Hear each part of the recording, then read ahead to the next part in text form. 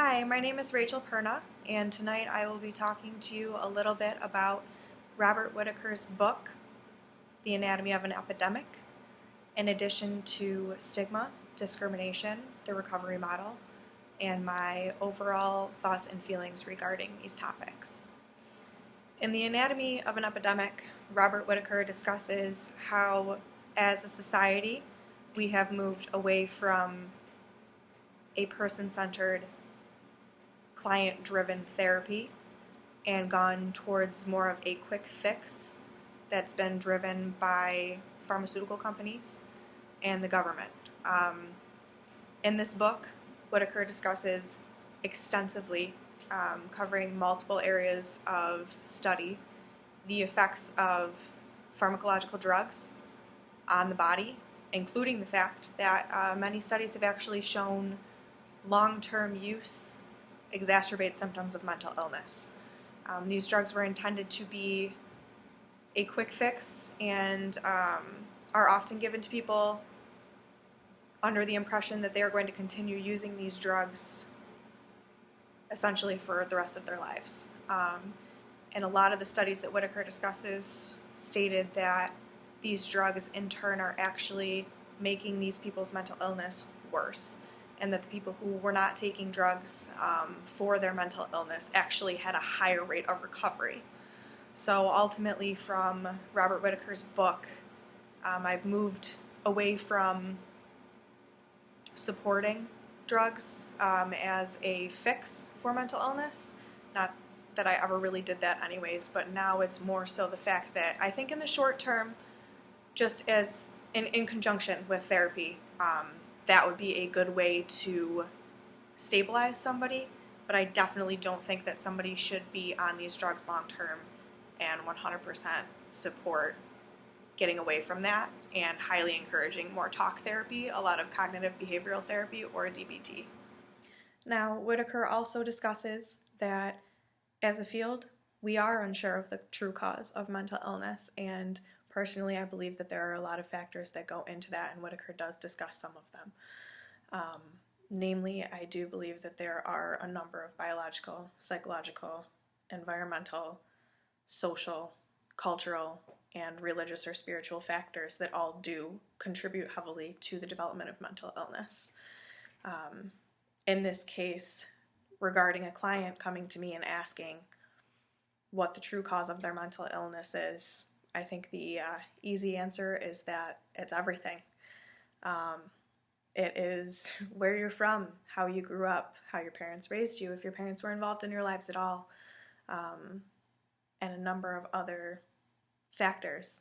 Whatever that client's personal story is, every single piece of that story contributes or contributed to the development and the exacerbation of their mental illness.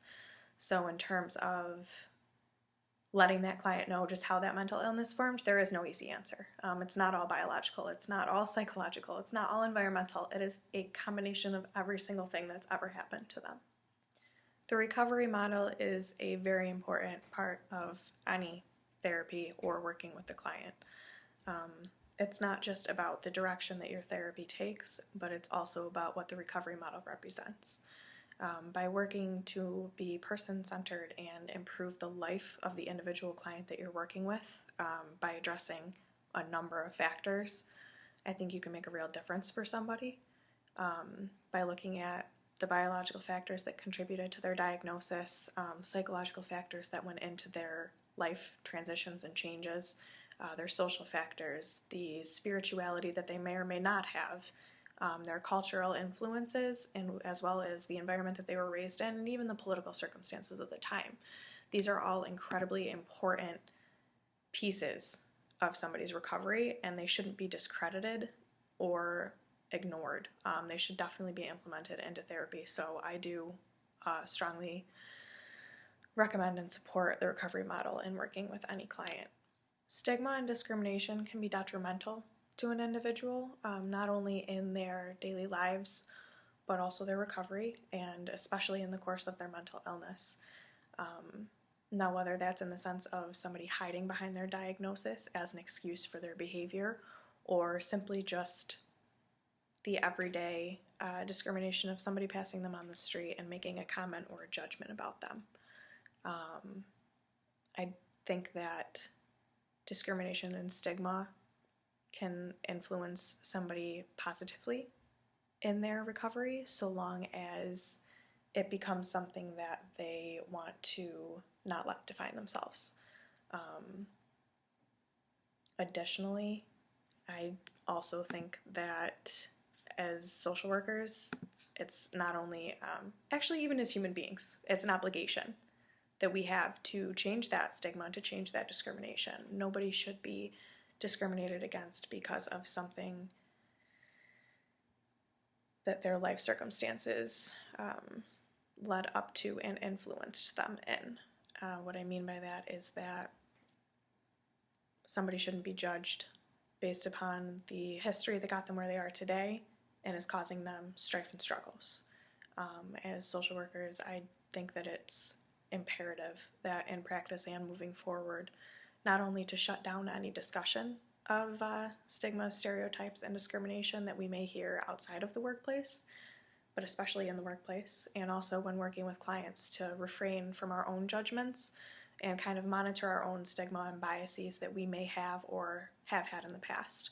I think that definitely it is possible to learn from our interactions that we may have previously had, and to even going forward, that may happen again. But as long as we learn from those instances and know that we must be moving towards being better human beings, that's really going to be the only way, is to individually start looking at our impact on stigma and discrimination.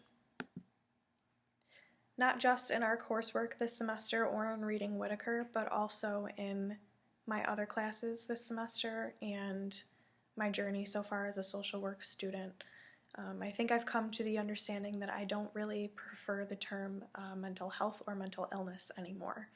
I think mental well-being is a more rounded, gentler, and more holistic way to approach any sort of mental health or illness. I think mental illness is a subjective word, and it's very dependent upon the practitioner, the individual who's experiencing any symptomology, and their environment, friends, and family that are influencing that diagnosis or discussion about their mental status. I also think that mental well-being is just more kind in language and makes a more tasteful presentation of anything that's causing anybody any struggle or strife, because we do all go through those things, and just because some people are more detrimentally impacted by their struggles doesn't mean that they should be discriminated against or labeled against. And I think that the term mental illness definitely carries a lot of stigma and discrimination in and of itself. Ultimately, from our coursework this semester, in a combination with our readings, our discussions, our assignments, and also just general learning that I've picked up along the way, I feel very differently about medication and diagnosing and the DSM than I did before starting this class. I'm no longer a fan of the DSM, and as a bright-eyed psychology student, I once very much so was a fan. It's not that I think diagnosing is cruel. I do think that the DSM can be a helpful guidance tool, but I do not think that it should be so heavily relied upon, and I do not think that it should include some of the things that it does.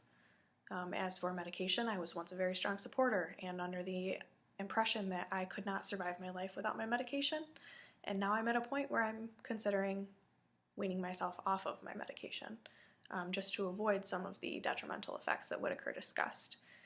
I am taking it with a grain of salt and taking into consideration the fact that I do believe that my medicine does help me, and I believed that for a very long time. But I definitely can say that our work in this course has made me reconsider a lot of things I thought about the mental well-being field, and that moving forward it will impact my social work in hopefully a very positive way. That's all I have for today. Thank you so much for watching and for listening, and I hope you enjoyed the presentation. My references include Robert Whitaker's The Anatomy of an Epidemic, the DSM-5, the clinical workbook, and in addition, any paper references that I used will also be going into a reference list for you that I will email to you. Thank you.